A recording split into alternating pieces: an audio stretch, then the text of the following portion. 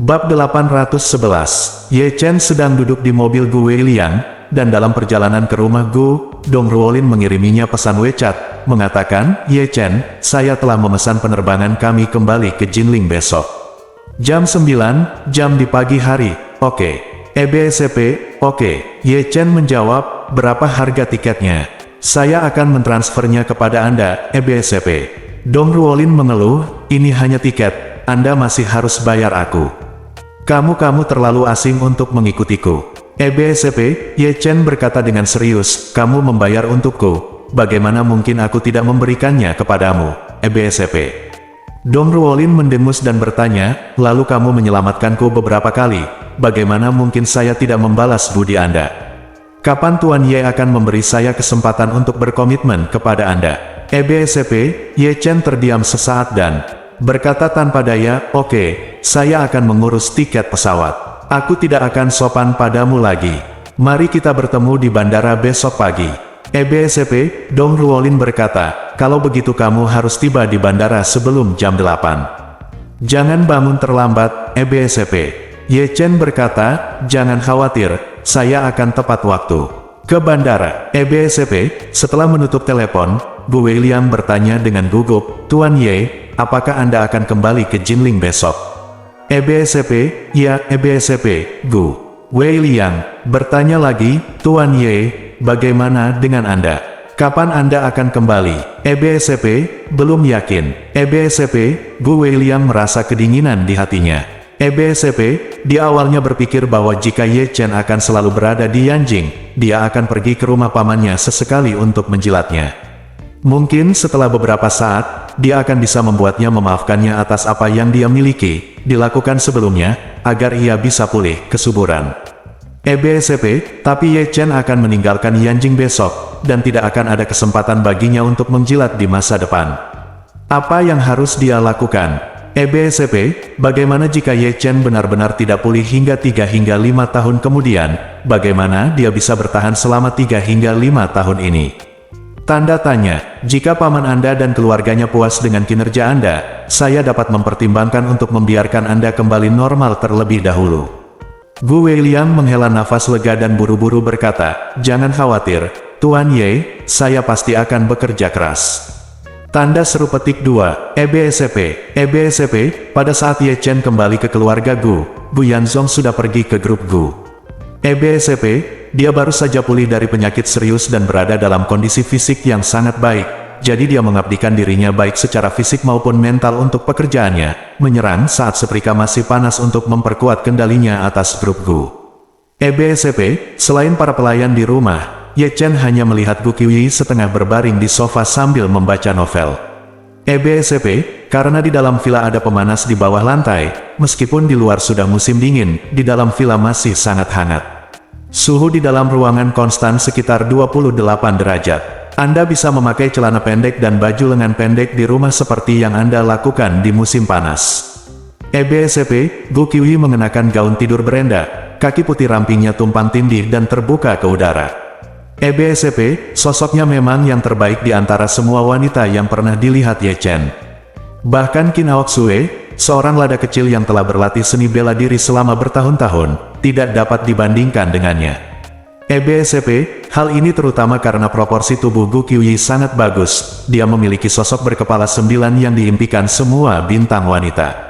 EBSP, yang disebut tubuh berkepala 9 mengacu pada tinggi badan wanita yang setara dengan 9 kali panjang wajahnya. Wanita dengan rasio ini memiliki sosok yang paling sempurna. Sangat sulit menemukan wanita dengan rasio seperti itu, sosok yang sempurna dalam hidup. Dikatakan bahwa itu ratusan kali. Tidak pernah terlalu banyak untuk memilih 1 dari 10. EBSP, melihat Ye Chen kembali, Gu Qiuyi berdiri dengan gembira, berlari ke arahnya dalam beberapa langkah, dan berkata sambil tersenyum, Saudara Ye Chen, mengapa kamu kembali begitu cepat? Saya pikir kamu tidak akan kembali sampai malam. EBSP, Ye Chen merasa lengannya dipegang erat oleh tangannya, dan dia pasti sedikit putus asa, tetapi dia tidak berani memikirkannya dan berkata, ini hanya pesta ulang tahun. Aku akan kembali setelah semuanya selesai, EBSP. Saat dia mengatakan itu, Ye Chen bertanya padanya, apakah paman dan bibi tidak ada di sini? EBSP, iya, Gu Qiuyi berkata dengan lembut, ayahku pergi ke grup, dan ibuku pergi ke menghadiri makan malam amal, ada lelang amal dan resepsi koktail, Del. Saya tidak akan makan di rumah malam ini, EBSP. Ye Chen mengangguk, dia tahu bahwa dengan status Lin Wan Qiu, dia juga seorang sosialitas super peringkat teratas di Yanjing. Suaminya membuat comeback yang terkenal, dan dia harus membuat comeback yang terkenal dengan caranya sendiri agar dapat membuat comeback yang terkenal untuk suaminya. Suami saya melakukan pekerjaan yang baik dalam mendukung saya. EBSP, Gu Qiuyi bertanya ragu-ragu saat ini, Saudara Ye Chen, apakah Anda yakin akan berangkat besok? EBSP, Ye Chen berkata, iya, saya akan berangkat besok. EBSP, Gu Qiuyi tampak sedikit kecewa dan ragu-ragu untuk sejenak memikirkan sesuatu, dia berkata, Saudara Ye Chen, tolong pergi bersamaku. EBSP, Ye Chen bertanya padanya, kamu adalah bintang besar, dan kamu keluar dengan santai, bukankah kamu akan diikuti oleh paparazzi? EBSP, Gu Qiuyi tersenyum dan berkata, sama seperti terakhir kali aku menjemputmu di bandara, sembunyikan saja. EBSP, setelah itu, Gu Qiuyi berkata lagi, biarkan aku membawamu ke tempat kita berada dimainkan saat kita masih kecil. Apakah kamu masih ingat Luogu Eli? EBSP, Luogu Eli. Ye Chen mengerutkan kening, selalu merasa bahwa nama tempat ini aneh namun familiar. EBSP, Gu Qiuyi berkata, ini adalah tempat di mana orang tua kita sering membawa kita ketika kita masih muda. Ada banyak pedagang kecil, toko kecil, dan banyak hal yang enak dan menyenangkan. Terlebih lagi, Luogu Len berada di sebelah Houhai. Saat kita masih kecil muda, kami biasa pergi ke sana bersama. Di musim dingin, saya akan bermain skating di Houhai, apakah kamu ingat? EBSP, fragmen dari masa kecilnya tiba-tiba muncul di benak Ye Chen. EBSP, dalam gambar, saya dan Gu Qiuyi, dipimpin oleh orang tua mereka, pergi ke Luogu Len untuk makan manisan hao, dan pergi bermain gerobak es di atas es Houhai. EBSP, musim dingin di Yanjing sangat dingin, dan danau Houhai akan tertutup es tebal. Setelah es membeku, orang-orang akan pergi ke danau untuk bermain skating dan bermain di kereta es. Anak-anak akan duduk di kereta es buatan mereka sendiri. Ia bergerak dengan menusukkan dua batang besi ke atas es. EBSP, saat itu, anak-anak belum memiliki produk elektronik untuk dimainkan, sehingga saat musim dingin tiba, Ye Chen selalu ingin bermain skating di Houhai. EBSP, dia masih ingat bahwa orang tua Gu Qiuyi memiliki halaman rumah yang sangat indah di dekat Houhai. Setiap kali orang tuanya membawanya ke Houhai, pertama-tama mereka akan membawanya mengunjungi orang tua Gu Qiuyi, dan kemudian makan di halaman rumah Gu Qiuyi. EBSP, kalau dipikir-pikir sekarang, kenangan yang begitu jauh sehingga tidak muncul di benak saya selama lebih dari 10 tahun, masih jelas di benak saya setelah sekian lama. EBSP, saat itu, Gu Qiuyi hanyalah seorang pengikut, mengenakan jaket berlapis kapas tebal, seperti bola kulit kecil yang dibalut kapas, tangan kecilnya terulur dari lengan jaket berlapis kapas, meraih sudut-sudutnya, pakaiannya rapat, dan tidak mau dilepaskan. EBSP, saat itu, dia selalu menyimpan kata-kata, Saudara Ye Chen, di bibirnya, suaranya manis, lembut, dan sedikit pemalu, yang sungguh lucu. EBSP, namun, saya belum pernah ke tempat yang paling saya cintai sebagai seorang anak selama 18 tahun. EBSP, memikirkan hal ini, hati Ye Chen dipenuhi dengan nostalgia. EBSP, jadi, dia bertanya kepada Gu Qiuyi, Nani, apakah halaman rumahmu di Houhai masih ada? EBSP, ya, Gu Qiuyi berkata sambil tersenyum, itu adalah bangunan yang dilindungi dan tidak boleh dibongkar. Ya ampun, ayah kami menghabiskan banyak uang untuk merenovasinya dalam 2 tahun terakhir. Jika lalu lintas di pusat kota tidak terlalu padat sekarang, kami semua ingin pindah ke sana. EBSP, saat dia mengatakan itu, dia tidak bisa bersembunyi kegembiraannya dan bertanya, Saudara Ye Chen, apakah kamu menginginkan saya? Maukah saya mengajakmu melihatnya sekarang? Petik 2, EBSP, kenangan membanjiri benak Ye Chen, dan dia tiba-tiba menjadi bersemangat dan berseru, oke. Bab 812. Setelah menerima jawaban tegas Ye Chen, Gu Qiuyi menari dengan gembira, berlari dan melompat kembali ke kamar, dan segera mengenakan jaket tebal panjang. Agar tidak terlihat, ia juga mengenakan topeng hangat dan topi berbulu dengan 2 telinga kelinci yang lucu. Selain itu, dia juga memegang sepasang mata bulat berbingkai hitam di tangannya. Setelah memakainya, dia terlihat seperti gadis cantik. Ada perbedaan besar dalam gaya dari Gu Qiuyi, yang membuat semua pria tergila-gila. Penyimpangan. Faktanya, Gu Qiuyi hanyalah seorang gadis yang manis dan aneh hatinya. Dia memiliki pikiran yang sederhana, tidak memiliki pengalaman dalam cinta, tidak memiliki pengalaman bergaul dengan lawan jenis, dan tidak memiliki motif tersembunyi seperti gadis-gadis di luar. Ye Chen melihat bayangan masa kecilnya di wajahnya. Melihat ke belakang sekarang, Gu Qiuyi adalah beban manis masa kecilnya.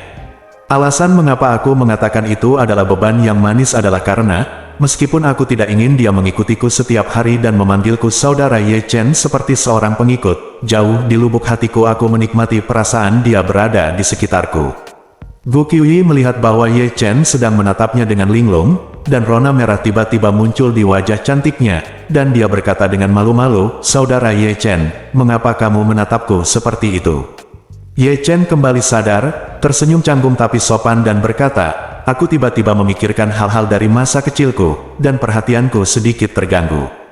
Hati Gu Qiuyi dipenuhi dengan rasa manis dan kegembiraan, dia sedikit menurunkan kelopak matanya dan berkata dengan lembut, "Ayo cepat pergi." Untuk menghindari identitas Gu Qiuyi sebanyak mungkin, Ye Chen dan dia mengendarai Volvo tua yang tidak mencolok itu sepanjang jalan dari area villa ke pusat kota. Houhai terletak di pusat Yanjing dan bisa dikatakan sebagai salah satu tempat paling makmur di Yanjing. Apalagi tempat ini belum dikembangkan secara berlebihan, dan halaman-halaman tua terlindungi dengan baik. Jika ingin melihat kehidupan gang-gang tua Yanjing, Anda harus datang ke tempat seperti ini. Lebih dari setengah jam kemudian, Gu Qiuyi berkendara ke sebuah gang dekat Houhai. Dari gang yang agak sempit ini, sulit untuk mengetahui apakah setiap rumah tangga yang tinggal di dalamnya adalah keluarga biasa atau keluarga kaya. Di Yanjing, ada 2 jenis orang yang tinggal di halaman rumah. Salah satu tipenya adalah masyarakat sangat miskin yang tinggal di bungalau-bungalau tua. Dan bahkan mungkin tidak memiliki toilet di rumah. Mereka harus pergi ke toilet umum setiap hari. Bahkan di tengah malam di musim dingin, mereka harus bangun dan lari ke toilet umum. Ada jenis orang lain yang sangat kaya. Jika Anda ingin hidup sejahtera di pekarangan, pertama-tama Anda harus memiliki cukup uang untuk mengubah pekarangan menjadi tempat yang layak huni. Karena sebagian besar rumah pekarangan merupakan bangunan satu lantai, tidak ada yang tahu seperti apa bagian dalamnya dari luar, hanya ketika Anda masuk barulah Anda dapat menemukan perbedaannya. Beberapa halaman penuh sesak, briket, sepeda, dan toples acar menumpuk di lorong-lorong, sehingga sulit untuk berjalan-jalan. Ada juga banyak gubuk yang dibangun sembarangan, sehingga menimbulkan banyak bahaya keselamatan. Namun ada juga halaman yang terlihat tidak mencolok dari luar dan tidak mencolok sama sekali. Namun setelah masuk, Anda menemukan ada sesuatu yang istimewa di dalamnya. Inilah yang terjadi di halaman Gu Qiuyi. Halaman orang lain ramai, sempit dan berantakan, tapi halaman keluarga Gu megah dan antik. Di dalamnya, tidak hanya terdapat dinding kasa yang diukir dari sepotong marmer putih utuh, tetapi juga diukir dengan 9 naga agung dengan postur berbeda. Inilah tembok layar 9 naga yang hanya terdapat pada bangunan kerajaan kuno, bisa dikatakan salah satu standar tertinggi. Ada tembok layar 9 naga serupa di kota terlarang. Ini akan baik-baik saja di zaman modern, tetapi di zaman kuno, tidak ada seorang pun kecuali kaisar yang dapat menggunakan barang-barang berstandar tinggi seperti itu. Setelah ditemukan oleh keluarga kerajaan, itu akan menjadi kejahatan pengkhianatan dan bahkan bisa membunuh 9 klan. Selain itu, halaman ini memiliki 4 pintu masuk dan 4 pintu keluar. Halaman masuk sebenarnya adalah versi miniatur dari Taman Suzhou dan Hangzhou, dengan bebatuan, paviliun, jembatan kecil, dan air yang mengalir. Hanya ada beberapa pelayan setia keluarga Gu di halaman, jadi Gu Qiuyi tidak keberatan. Dia melepas topengnya, meraih lengan Ye Chen, dan berkata kepadanya, "Saudara Ye Chen, apakah kamu masih ingat halaman ini? Ketika kami masih muda, saya sering bermain petak umpet di sini." Ye Chen mengangguk dan berkata, "Saya ingat, tapi saya selalu merasa itu tidak sesuai dengan ingatan saya." Gu Qiuyi berkata sambil tersenyum, "Ini telah direnovasi, dan ada beberapa perubahan dibandingkan sebelumnya." Saat dia berbicara, dia menunjuk ke air yang membeku dan berkata, "Selalu ada banyak koi yang bagus di sini." Beberapa di antaranya telah dipelihara oleh keluarga Gu selama lebih dari 30 tahun, dan beberapa di antaranya adalah yang pernah Anda lihat sebelumnya. Tapi sekarang hujan, dingin, koi sudah dipindahkan ke ruang samping untuk dipelihara, dan akan dilepas liarkan saat musim semi tiba. Mau pergi dan melihat-lihat, Ye Chen berkata dengan heran, berapa lama ikan koi hidup? Gu Qiuyi tersenyum dan berkata, umur koi adalah sekitar 60 atau 70 tahun. Jika dipelihara dengan baik dan dirawat dengan baik, ia dapat hidup beberapa tahun lagi.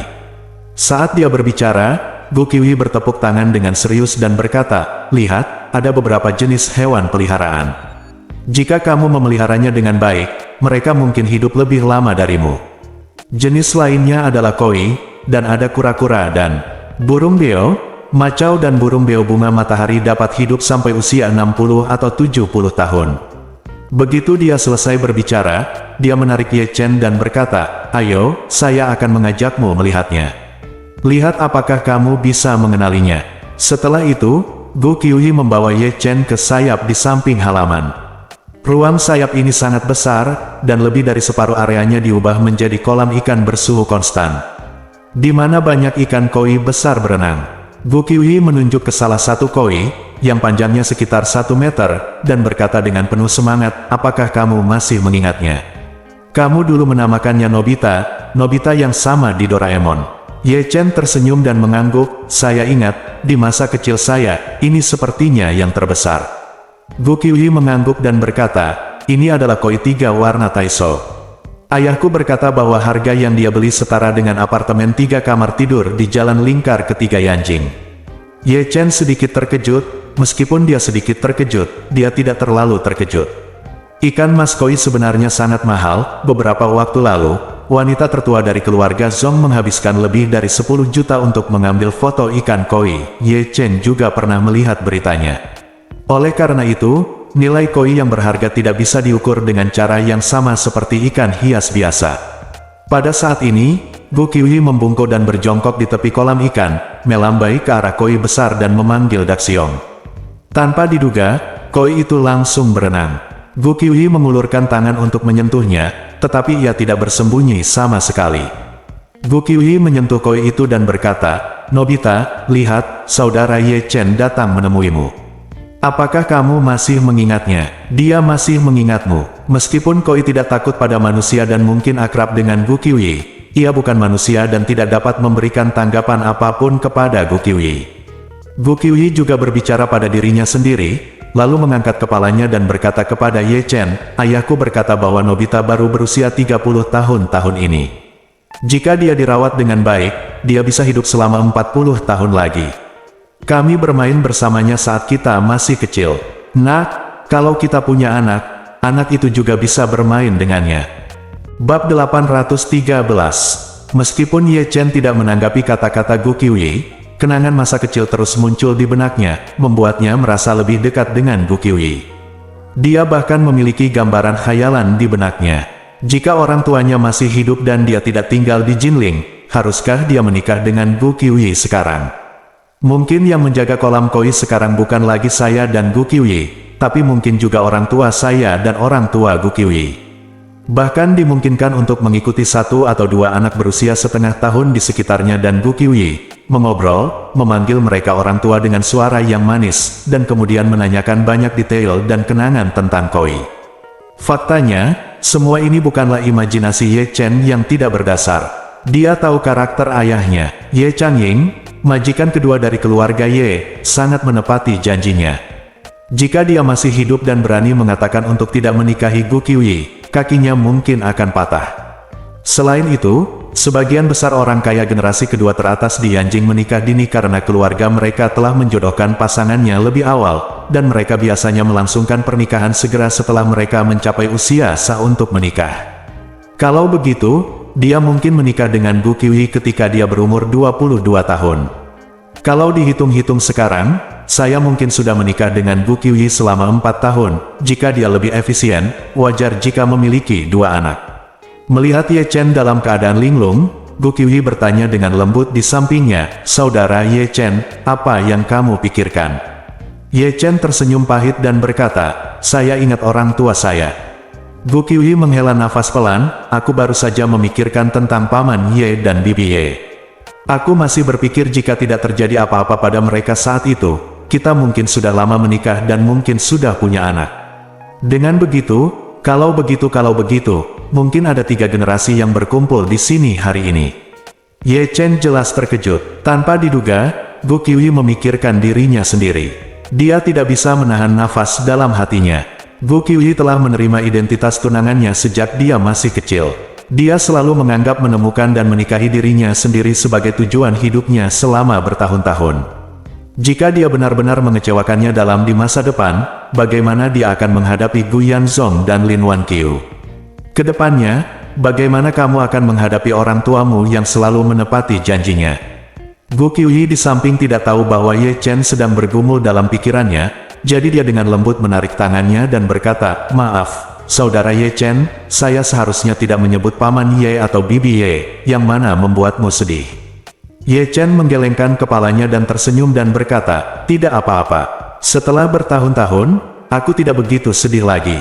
Ini lebih merupakan penyesalan." Gu Qiuyi mengaitkan jarinya dengan Ye Chen, menariknya untuk berdiri, dan berkata sambil tersenyum, "Saudara Ye Chen, ayo keluar dan bermain."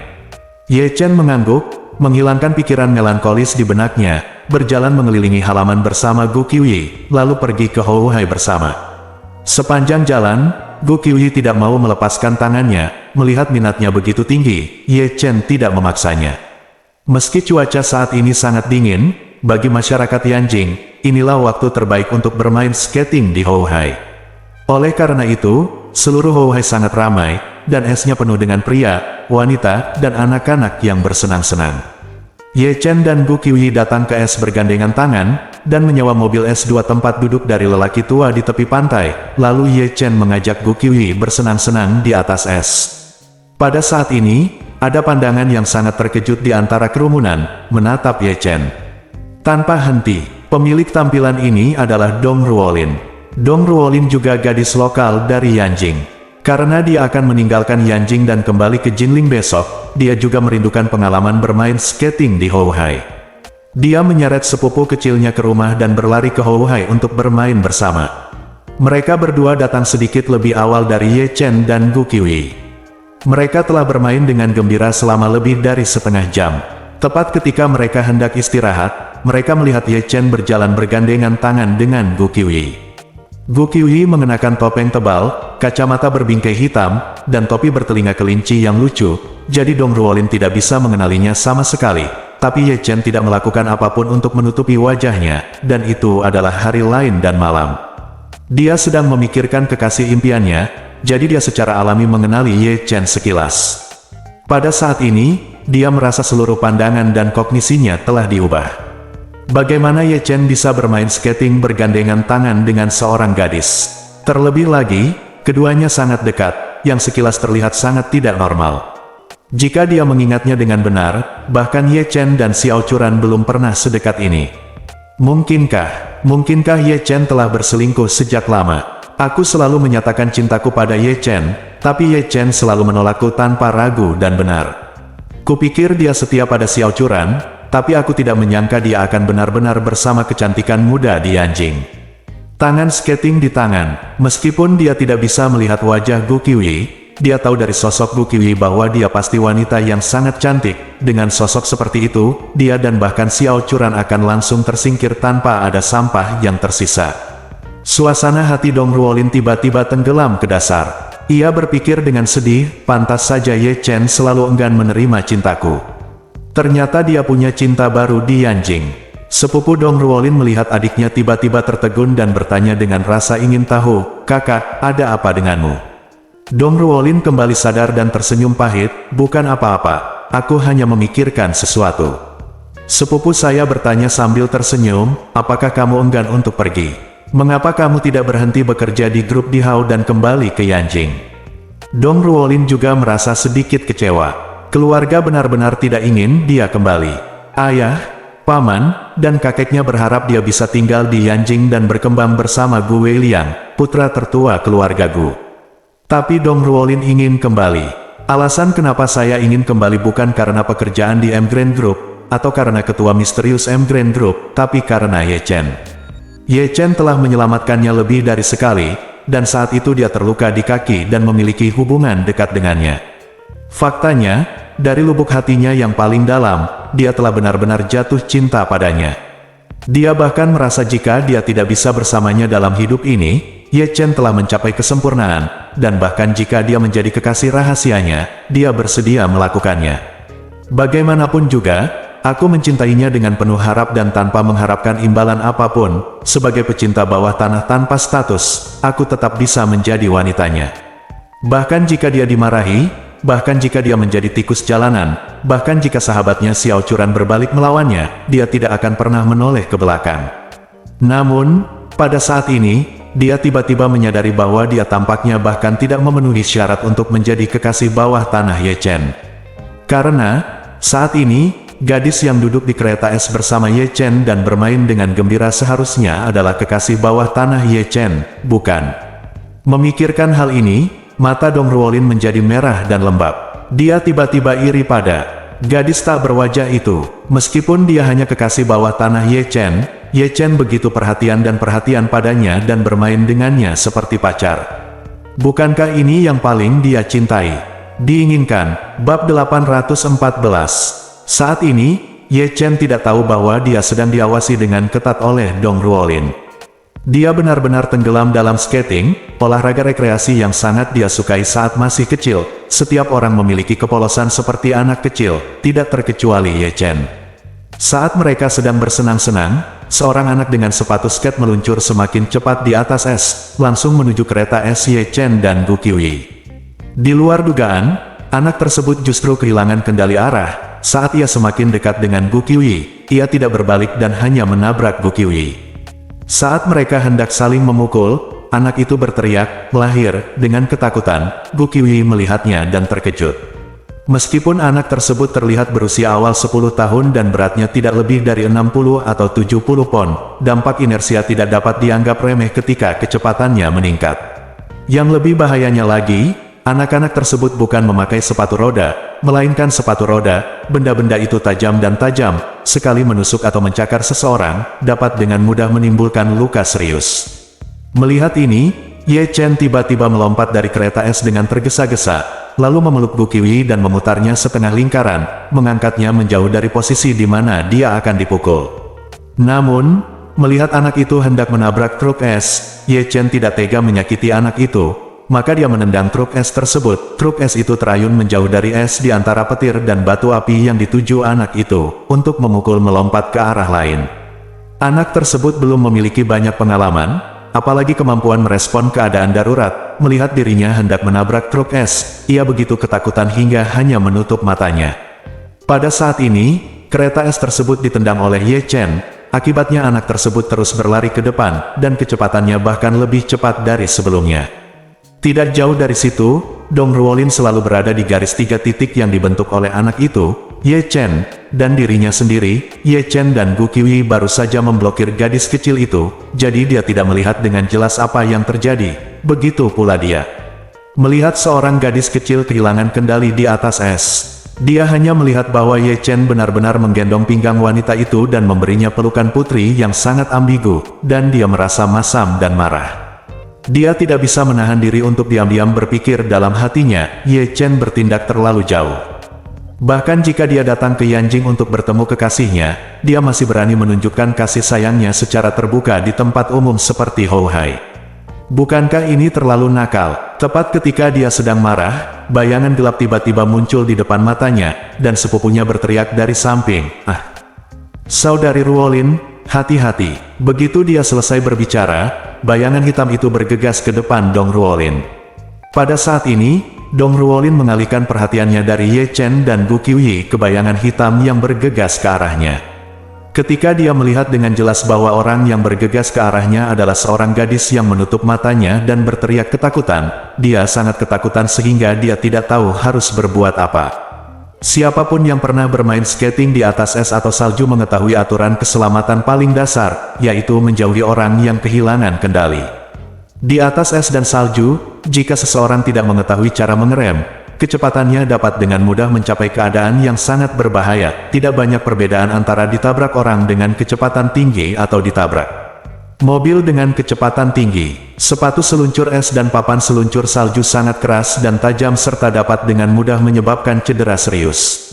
Dong Ruolin tidak tahu harus berbuat apa saat ini, dan dia bahkan siap secara mental untuk menerima pukulan keras dari anak ini.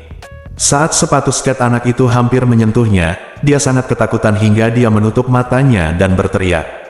Namun, sesaat kemudian, dampak yang diharapkan tidak terjadi. Pada saat kritis, Ye Chen meletakkan Gu Qiuyi ke dalam pelukannya, dengan cepat menyusul gadis kecil yang kehilangan kendali, dan mengangkat pinggangnya sesaat sebelum dia akan bertabrakan dengan Dong Ruolin. Dong Ruolin membuka matanya dan menemukan bahwa Ye Chen lah yang menghentikan gadis kecil yang kehilangan kendali pada saat kritis. Dia sangat senang dan marah di dalam hatinya. Syukurlah, Ye Chen akan selalu muncul di hadapannya seperti pangeran tampan di saat-saat kritis, menghalangi semua bahaya untuk dirinya sendiri. Yang membuatnya marah adalah karena dia sudah lama mengaku padanya dan mengabdikan dirinya sepenuh hati padanya dengan harapan menjadi kekasih rahasianya. Namun dia berulang kali menolaknya dengan benar, dan terus menolaknya hingga sekarang. Tapi dia tidak pernah menyangka pria ini diam-diam akan menemukan kekasih bawah tanah di Yanjing.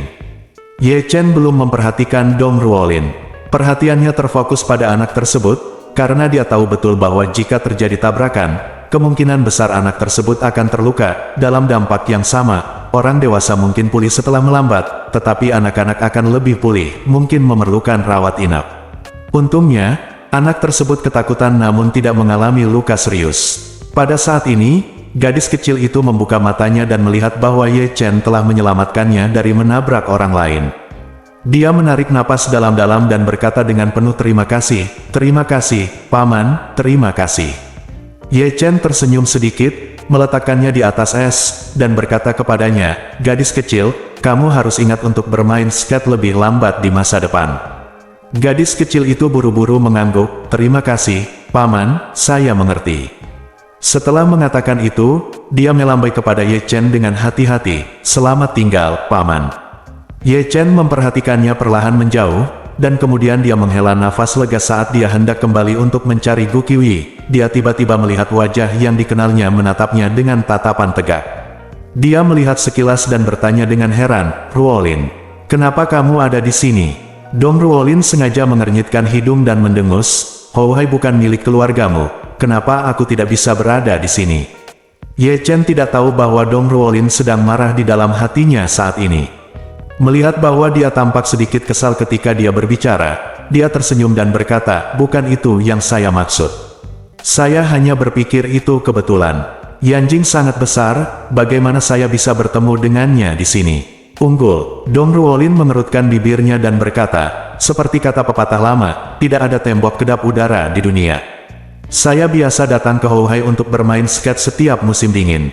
Tahun ini saya berada di Jinling. Saya tidak punya kesempatan, aku pikir aku akan berangkat besok, jadi aku ingin datang dan bermain sebelum berangkat. Wan, aku tidak menyangka akan bertemu denganmu. Setelah mengatakan itu, Dong Ruolin melirik ke arah Gu Qiuyi yang sedang berjalan mendekat, dan berkata kepada Ye Chen, jika aku tidak datang, aku tidak akan tahu bahwa kamu masih memiliki kekasih kecil di Yanjing. Begitu Ye Chen mendengar ini, dia tahu bahwa dia telah salah memahami hubungannya dengan Gu Qiuyi, jadi dia buru-buru berkata, Ruolin, kamu pasti salah paham tentang masalah ini. Aku tidak punya kekasih kecil, jadi jangan bicara omong kosong, Dong Ruolin mengerutkan bibirnya dan berkata, kita semua sudah dewasa, jadi jangan sembunyikan itu di sini. Bukankah kamu hanya takut aku akan kembali dan memberi tahu curan? Ye Chen berkata dengan serius, Ruolin, kamu benar-benar salah paham tentang masalah ini. Saat dia sedang berbicara, Gu Qiuyi telah tiba. Melihat Ye Chen berbicara dengan seorang wanita cantik, dia meraih lengan Ye Chen dan bertanya dengan penuh kasih sayang, saudara Ye Chen, apakah wanita ini temanmu? Ye Chen mengangguk, dia adalah teman sekelasku di kampus. Begitu Gu Qiuyi mendengar bahwa dia adalah teman sekelas Ye Chen di kampus, dia melihat sekeliling dan melihat bahwa tidak ada orang lain di dekatnya kecuali Dong Ruolin dan saudara perempuannya. Untuk sopan santun, dia melepas topengnya dan mengulurkan tangan ke Dong Ruolin dengan tersenyum berkata, halo, saudari, saya Gu Qiuyi. Bab 815 Alasan Gu Qiuyi melepas topengnya adalah karena dia merasa wanita di depannya adalah teman sekelas Ye Chen di kampus, tidak peduli apakah dia memposisikan dirinya sebagai teman Ye Chen atau tunangan Ye Chen selama 20 tahun. Ketika dia melihat teman sekelas Ye Chen, dia merasa berikan rasa hormat yang minimal. Itu sebabnya dia memutuskan untuk melepas topengnya. Namun, tindakan ini membuat Dong Ruolin sangat ketakutan sehingga dia berdiri di sana tidak dapat bergerak seolah-olah dia tersambar petir. Dia melihat wajah cantik dan familiar Gu Qiuyi dan sangat terkejut hingga dia tidak bisa berkata-kata. Wanita di depanku ternyata adalah Gu Qiuyi, bintang wanita paling populer di negeri ini. Bintang besar Gu Qiuyi yang menaklukkan penonton nasional dan Hollywood. Selain itu, beberapa orang tidak mengetahui identitas Gu Qiuyi dengan baik, dan mereka tidak tahu bahwa dia adalah putri dari ketua keluarga Gu. Namun, Dong Ruolin juga merupakan wanita tertua dari keluarga Yanjing, jadi dia mengetahuinya. Identitas Gu Qiuyi sangat baik. Pada saat ini, dia merasa seluruh pandangan dunianya telah diubah. Bagaimana Ye Chen bisa bersama gadis cantik seperti Gu Qiuyi? Terlebih lagi, keduanya sedang bermain ski bergandengan tangan, dengan sikap yang ambigu. Lebih penting lagi, Ye Chen baru saja memberinya pelukan seorang putri. Ya Tuhan! Kesenjangan antara kedua orang ini terlalu besar. Gu Qiuyi bisa dikatakan sebagai gadis dengan kekuatan keseluruhan paling luar biasa di seluruh Yanjing. Meskipun latar belakang keluarganya bukan yang teratas di Yanjing, ia tetap berada di urutan kedua setelah keluarga Ye dan keluarga Su. Namun, penampilan, sosok, temperamen, bakat, dan popularitas Gu Qiuyi jauh lebih tinggi dibandingkan gadis-gadis dari keluarga Ye dan keluarga Su. Oleh karena itu, jika mempertimbangkan semua hal, tidak ada seorang pun di antara wanita tertua dari keluarga Ye atau keluarga Su yang dapat menandingi Gu Qiuyi. Atau dengan kata lain, Gu Qiuyi bukan hanya yang paling menonjol di Yanjing, tapi juga yang paling menonjol di seluruh negeri. Itu sebabnya Dong Ruolin merasa sangat terkejut dan tidak bisa dipercaya. Mengapa Ye Chen mau bersama gadis cantik seperti Gu Qiuyi? Dong Ruolin masih shock. Tapi sepupunya sudah menutup mulutnya karena terkejut dan berseru, "Wow, ini benar-benar Gu." Gu Qiuyi buru-buru meletakkan jarinya ke mulut, membuat gerakan diam, dan berkata sambil tersenyum, "Set, jangan berteriak, ada terlalu banyak orang di sini." Adik Dong Ruolin buru-buru mengangguk, dan bertanya dengan suara rendah penuh semangat, "Nona Gu, bolehkah saya berfoto dengan Anda?" Gu Qiuyi menjulurkan lidahnya dan berkata sambil tersenyum, "Tidak apa-apa mengambil foto. Tapi sebaiknya jangan mempostingnya di situs jejaring sosial, oke?" Tentu saja, adik Dong Ruolin berkata dengan penuh semangat, "Jangan khawatir, saya tidak akan pernah membocorkannya." Setelah mengatakan itu, dia mengeluarkan ponselnya dari sakunya dan datang untuk mengambil beberapa foto bersama Gu Qiuyi. Dong Ruolin kembali sadar saat ini, dan berkata kepada Gu Qiuyi dengan ekspresi meminta maaf, "Maaf, Nona Gu, saya sangat terkejut sekarang sehingga saya tidak bereaksi sama sekali." Gu Qiuyi tersenyum manis, "Tidak masalah. Kakak, kamu tidak perlu bersikap sopan." Ketika Dong Ruolin melihat senyuman Gu Qiuyi, dia merasa bahwa sebagai seorang wanita, dia akan dipermanis oleh senyumannya. Faktanya, seperti Xiao Churan, dia juga penggemar Gu Qiuyi. Jika bukan karena Ye Chen ada di sini, dia pasti akan bergegas untuk berfoto dengan Gu Qiuyi. Oleh karena itu, Dong Ruolin mau tidak mau bertanya dengan ragu, "Ye Chen, bagaimana kamu dan Nona Gu bisa saling mengenal?" Ye Chen tidak memikirkan bagaimana menjawab pertanyaan Dong Ruolin untuk beberapa saat. "Jika Anda mengatakan bahwa Gu Qiuyi adalah klien Feng Shui Anda, maka jelas bertentangan dengan akal sehat jika Anda dan klien Anda bermain skating bergandengan tangan di Houhai. Tetapi jika dia mengatakan bahwa Gu Qiuyi adalah seseorang yang dia kenal sejak kecil, identitasnya akan terungkap lagi. Bagaimanapun, di mata Dong Ruolin, dia adalah seorang yatim piatu yang tinggal di panti asuhan di kota Jinling. Bagaimana mungkin seorang anak yatim piatu yang tinggal di Jinling sejak kecil bisa mengenal putri tertua keluarga Gu di Yanjing? Hal ini jelas tidak masuk akal. Oleh karena itu, Ye Chen merasa sulit menjelaskan masalah ini kepada Dong Ruolin tanpa mengungkapkan identitasnya. Tetapi ketika dia ragu-ragu, Gu Qiuyi menjawab dengan lancar, "Saudara Ye Chen dan saya sudah saling kenal sejak kami masih sangat muda." Setelah mendengar ini, Dong Ruolin tertegun sejenak. Dia tiba-tiba menjadi curiga dan berpikir dalam benaknya, Ye Chen telah tinggal di panti asuhan Jinling sejak dia masih kecil. Setelah dia meninggalkan panti asuhan pada usia 18 tahun, dia bekerja di lokasi konstruksi dan kemudian bertemu dengan kakek Curan. Kakek Curan diatur dia pergi ke Universitas Jinling untuk belajar selama 1 tahun, dan kemudian dia menikah dengan Curan. Menghitungnya seperti ini, lintasan hidup Ye Chen seharusnya tidak pernah meninggalkan Jinling, jadi bagaimana dia bisa mengenal wanita tertua dari keluarga Gu? Bisa dikatakan identitas kedua orang ini berbeda dari hari ke hari. Di sana adalah jumlah level yang tidak diketahui di tengahnya. Apakah ada rahasia tentang Ye Chen yang tidak aku ketahui? Sepertinya hanya ada satu penjelasan untuk masalah ini. Jadi, Dong Ruolin tanpa sadar bertanya, "Nona Gu, kenapa Anda dan Ye Chen sudah saling kenal sejak kecil? Bukankah Ye Chen besar di Jinling?" Gu Qiuyi tanpa sadar ingin mengatakan yang sebenarnya, tapi Ye Chen bereaksi dan berkata dengan tergesa-gesa, "Ceritanya panjang." Dong Ruolin memandang Ye Chen, menunggu kata-kata selanjutnya. Ye Chen tahu bahwa kata-kata Gu Qiuyi barusan pasti telah menumbangkan pemahaman konsisten Dong Ruolin tentang dirinya sendiri. Jadi Dong Ruolin tidak bisa menyerah dan pasti akan memecahkan kaserole dan menyelesaikannya. Jika dia tidak memberikan jawaban yang memuaskan hari ini, dia pasti akan mencoba yang terbaik untuk mencari tahu kebenaran masalah ini di masa depan, dan bahkan mungkin memberitahu Xiao Curan tentang hal itu. Memikirkan hal ini, Ye Chen berkata, "Sebenarnya, ketika saya masih muda, orang tua Nona Gu membawanya ke Institut Kesejahteraan Jinling. Saat itu, mereka menyumbangkan banyak uang ke Institut Kesejahteraan Jinling, dan mereka juga membentuk geng dengan saya. Bantuan amal, salah satu, adalah keluarga membantu anak yatim piatu. Saat itu, saya bertemu Nona Gu, dan karena saya sedikit lebih tua darinya, dia selalu memanggil saya saudara laki-laki, dan kami selalu akur sebagai saudara laki-laki dan perempuan." Petik 2. Ketika Gu Qiuyi mendengar ini, dia tahu bahwa Ye Chen pasti tidak ingin mengungkapkan identitas tuan muda keluarga Ye, jadi dia mengangguk dan berkata kepada Dong Ruolin, "Ya, jadi saudara Ye Chen dan saya sudah saling kenal, lain untuk waktu yang lama." Dong Ruolin tiba-tiba sadar. Orang kaya suka melakukan kegiatan amal, dan ini bukanlah hal yang aneh. Sepertinya tidak ada yang salah dengan alasan yang dikatakan Ye Chen, dan itu juga relatif konsisten dengan pengalaman hidup Ye Chen secara keseluruhan. Selain itu, Gu Qiuyi di sebelahnya juga membenarkan pernyataan Ye Chen, jadi Dong Ruolin tidak meragukannya lagi. Dia hanya berkata dengan agak mencela, "Marven, Anda tahu bintang sebesar Nona Gu, mengapa saya tidak pernah mendengar Anda membicarakannya?" Ye Chen tersenyum dan berkata, "Bukannya kamu tidak mengenalku? Aku tidak pernah suka pamer, tidak perlu selalu membicarakan pertemuanku dengan Nona Gu.